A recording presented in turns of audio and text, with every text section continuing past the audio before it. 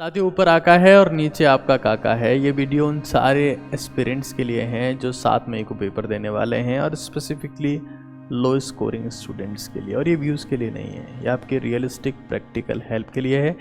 मैं आप लोगों के फेज से गुजरा हूँ। एक वक्त मेरे भी बहुत कम मार्क्स आया करते थे, इवन मेन एग्ज़ाम में भी बहुत कम मार्क्स आए थे। तो 2 मिनट के लिए शांति से, कॉन्सेंट्रेशन से काम करें। इस वीडियो को शिद्दत से देखिए। अगर आप लो स्कोर पर हैं तो उसका रीज़न आपको पता होगा। आपने शायद मेहनत नहीं करी है, आपको ऐसा टीचर नहीं मिला जो आपका सब्जेक्ट में इंटरेस्ट ला सके, या आपने कभी इस तैयारी को सीरियसली लिया ही नहीं, आप सिर्फ टाइम पास करने में रहे। अब मैं क्या कर सकता हूँ? मान लेता हूँ कि 150 से 200 नंबर है, तो मैं अब क्या करूँ? आप ये समझें कि कोई सा भी एग्ज़ाम एक तरीका होता है अपने आप को साबित करने का। चूँकि आप सिलेक्शन से थोड़ा सा हो सकता है दूर रह जाएं, तो आप अपने आप को साबित करने की कोशिश करें अपनी नज़र में।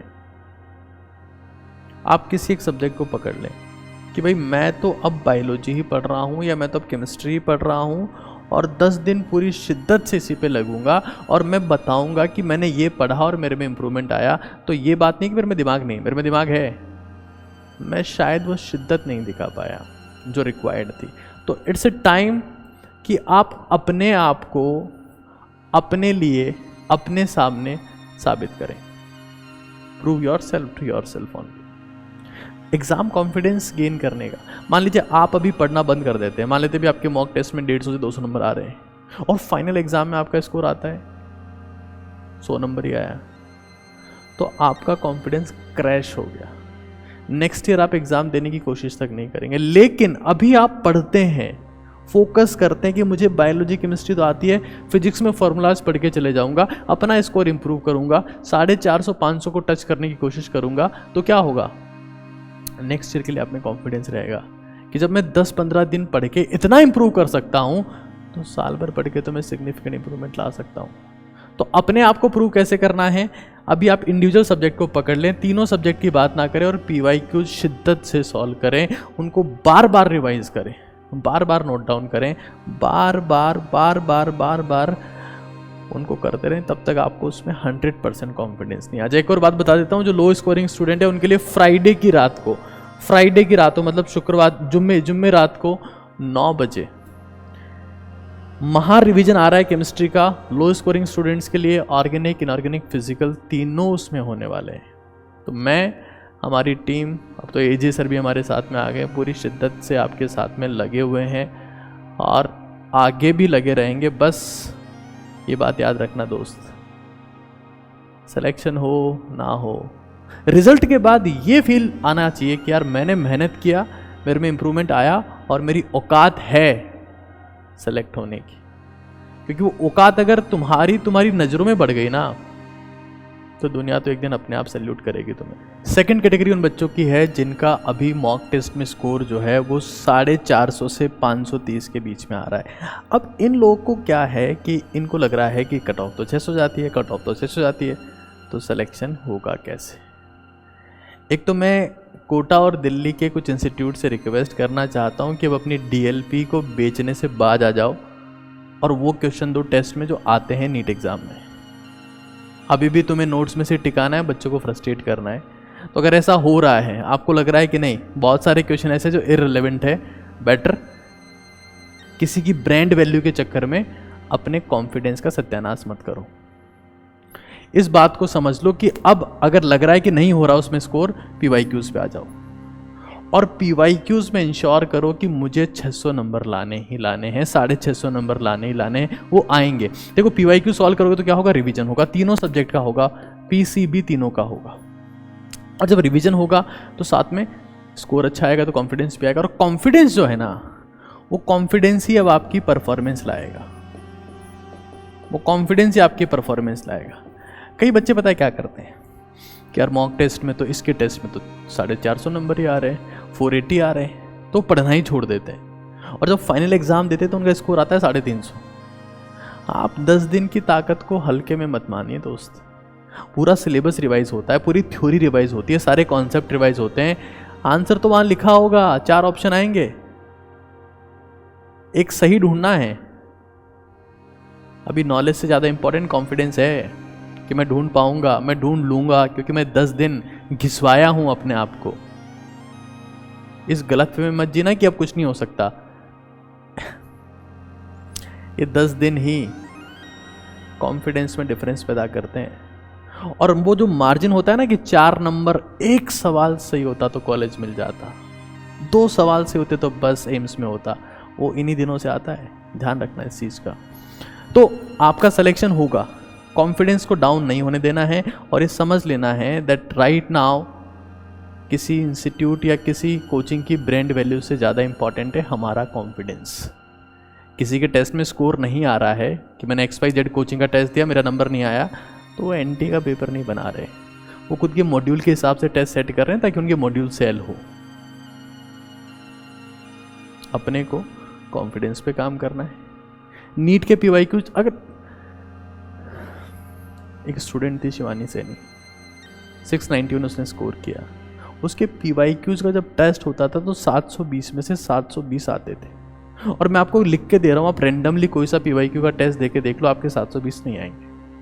उनमें ऐसी महारत लाओ कि 720 आउट ऑफ 720 आए। ये करना पड़ेगा और टाइम है इसके लिए, टाइम गया नहीं है, टाइम है। Focus on that, that's very important. Third portion जो हर एक स्टूडेंट के लिए है दुनिया में, चाहे वो नीट का हो चाहे JEE का हो, और एग्ज़ाम टाइम में इसकी इंपॉर्टेंस बहुत ज़्यादा होती है। सबसे पहली चीज़ है प्रॉपर हाइड्रेशन। देखिए, अगर आपका ब्लड वॉल्यूम ही प्रॉपर नहीं है, किडनी के पास पानी जा नहीं रहा, खोपड़ी में ब्लड नहीं जा रहा, डिटॉक्सिफिकेशन हो नहीं रहा, किसी ऑर्गन में खून नहीं जाएगा, तो काम क्या खाक करेगा वो? बैठे बस पढ़ रहे हैं, वहाँ जाके सब भूल जाने हो तुम लोग। प्रॉपर अपने आप को हाइड्रेट करो और हाइड्रेशन के साथ में स्वेटिंग भी इंश्योर करो। और स्वेटिंग इंश्योर करने का मतलब ये नहीं कि धूप में जाके बैठ गए बेवकूफ़ों की तरह। स्वेटिंग इंश्योर करने का मतलब है कुछ फिजिकल एक्टिविटी, पैर चलने चाहिए। पैर चलते हैं ना तो ब्लड पंप होता है नीचे से ऊपर की तरफ, ब्रेन में जाता है। ब्रेन को जो ब्लड हिट करता है ना तेजी से, तो उसमें एनर्जी आती है, फोकस आता है, कंसंट्रेशन आती है, ताकत आती है, कुछ करने का जज्बा आता है, स्ट्रेस, एंजाइटी, फ्रस्ट्रेशन रिलीज होता है, तेज ब्लड फ्लो से। एक सक्सेसफुल, एक पॉजिटिव और कॉन्फिडेंट इंसान अपने ब्रेन में ब्लड फ्लो तेज रखता है।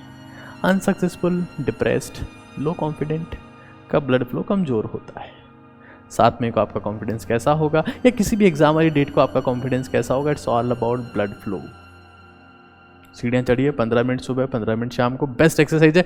अच्छी डाइट लीजिए, थोड़ा फैट कंटेंट उसमें देखिए, वो घी हो सकता है, वो अखरोट हो सकता है। अच्छा, घी को ऐसा नहीं कि जमाने भर की फांकियाँ मार रहे, रगड़ लिया है, चोपड़ लिया पूरे में, और ये इतना भी नहीं, ठीक ठाक घी काफ़ी रहेगा। अखरोट, बादाम थोड़ा थोड़ा आप लेते रहें तो आपका फैट कंटेंट बॉडी में जाएगा, अच्छा रहेगा।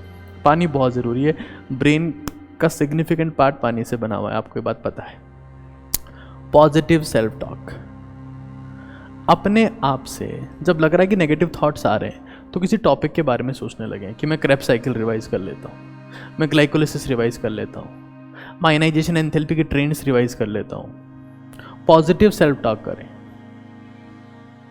जब तक आप खुद को पॉजिटिव नहीं बोलेंगे तो नेगेटिविटी आपका बहुत सारा टाइम खा जाएगी, आपके दिमाग को खोखला कर देगी, आपके दिमाग में से बुरादा गिरने लगेगा, रस्टिंग होने लगेगी उसकी। Fe2O3.access to iron में रस्टिंग का फॉर्मूला पता है, आपकी खोपड़ी से बुरादा गिरने लगेगा, खत्म हो जाओगे आप। बी पॉजिटिव, टॉक पॉजिटिव, और कोई तुम्हें पॉजिटिव टॉक्स नहीं देने वाला दुनिया में। सब को रिजल्ट चाहिए, हाँ हो जाएगा सेलेक्ट, क्या हो रहा है, नहीं हो रहा है, इस बार नहीं होगा तेरा, हमको पहले ही पता था। कई गधे आएंगे अभी आपको डिस्ट्रैक्ट करने के लिए, उन गधों से दूर रहना है, वो ढेंचू करेंगे और चले जाएंगे। हमको अपने आप में पॉजिटिव सोचना है, पॉजिटिव थॉट्स दिमाग में रखने, घटिया कंटेंट आने ही नहीं देना है। अपने आप से बात करनी है, जो हो रहा है अच्छा हो रहा है, जो होगा अच्छा होगा, मैं अपना बेस्ट कर रहा हूँ। ये बहुत ज़रूरी है भाई।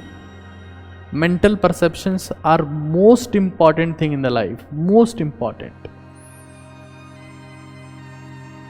जो मानता है ना कि मैं कर लूँगा वो कर लेता है, जो मानता है ना कि मैं सेलेक्ट हो रहा हूँ वो हो जाता है, जो मानता है ना कि मैं अल्ट्रा सक्सेसफुल बनूंगा वो बन जाता है, जो मानता है ना कि मैं महान हूँ वो महान बन जाता है। ये सच है दुनिया का सबसे बड़ा, बहुत बड़ा सच है ग्रेटनेस हासिल नहीं की जाती, अपने आप से कही जाती है। थ्योरी को बहुत ढंग से रिवाइज करें, चाहे वो फॉर्मूलाज हो, चाहे वो कॉन्सेप्ट हो, चाहे फैक्ट हो। इस टाइम से थ्योरी आपके दिमाग से फिसल सकती है। अभी एक कॉन्सेप्चुअल प्रैक्टिस का टाइम नहीं है कि आप फिजिक्स के नए न्यूमेरिकल सीखो। थ्योरी आपके दिमाग से फिसल सकती है। किसी भी केस में अलाउ ना करें उसे, जितना मैक्सिमम रिवीजन हो सकता है। कुछ ऐसी बातें जिसकी ट्रिक्स आपने बनाई हो या कुछ ऐसा जो आप भूल सकते हैं, किसी भी केस में उनको अपना छोड़ें, मैक्सिमम रिवीजन की तरफ जाएं। महा रिवीजन केमिस्ट्री का फ्राइडे रात को 9 बजे आ रहा है लो स्कोरिंग स्टूडेंट्स के लिए, ऑर्गेनिक, इनऑर्गेनिक, फिजिकल तीनों। आपका इसके ऊपर क्या फीडबैक है? एक हार्ट की उम्मीद I can expect in the comments. Thank you so much, love you all.